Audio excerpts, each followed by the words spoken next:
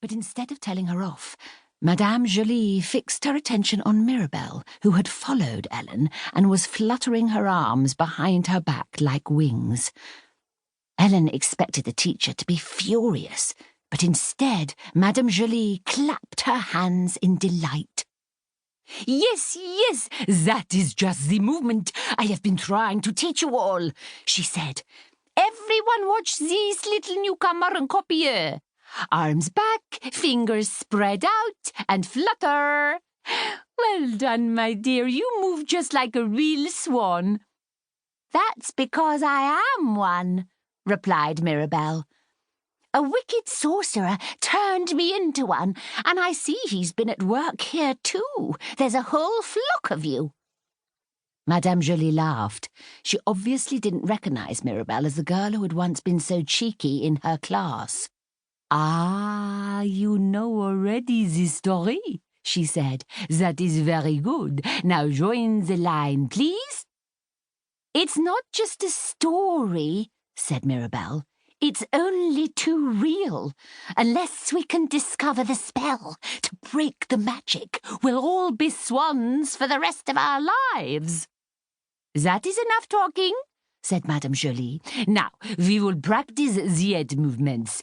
Everyone look to the right, then to the left, and then dip your heads as if you were looking down into the lake. Imagine that your necks are long, long like real swans." Ellen and the others copied her, all except for Mirabelle.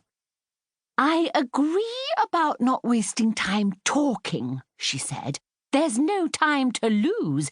We need to find the sorcerer and discover the spell before every maiden in the world is turned into a swan." Madame Julie sighed. Her delight in her new pupil was wearing off, but she explained patiently.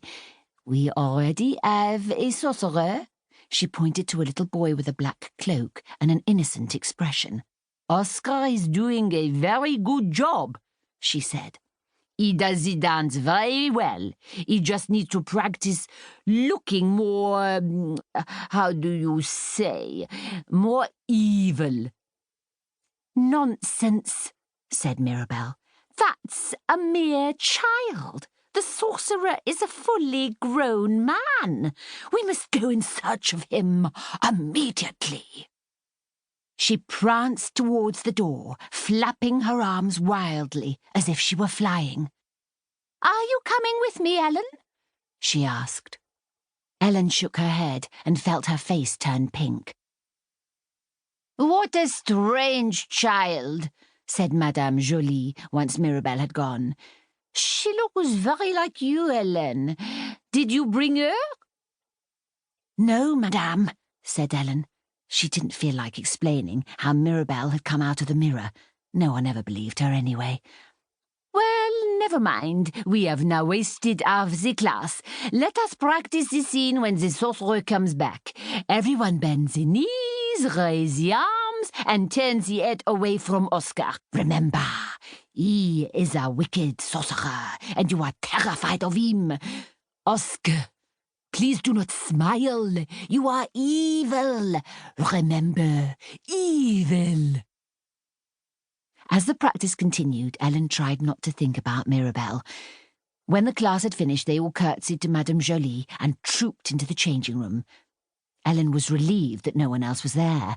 Perhaps Mirabelle had gone back through the mirror to search for the sorcerer in her own world.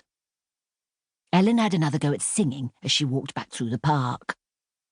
"On the third day of Christmas, my true love sent to me 3 French pens."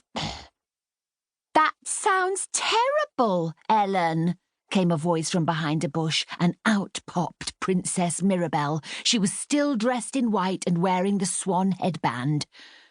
"The sorcerer must have robbed you of your voice," she went on. "Swans can't sing, you know. Mind you, you don't look like a swan anymore, which is strange. I wonder why that is. Maybe the magic didn't totally work on you because you're not a princess like me." "Mirabelle, you look freezing. Do you want to borrow my coat?" "Thank you. That would be very nice."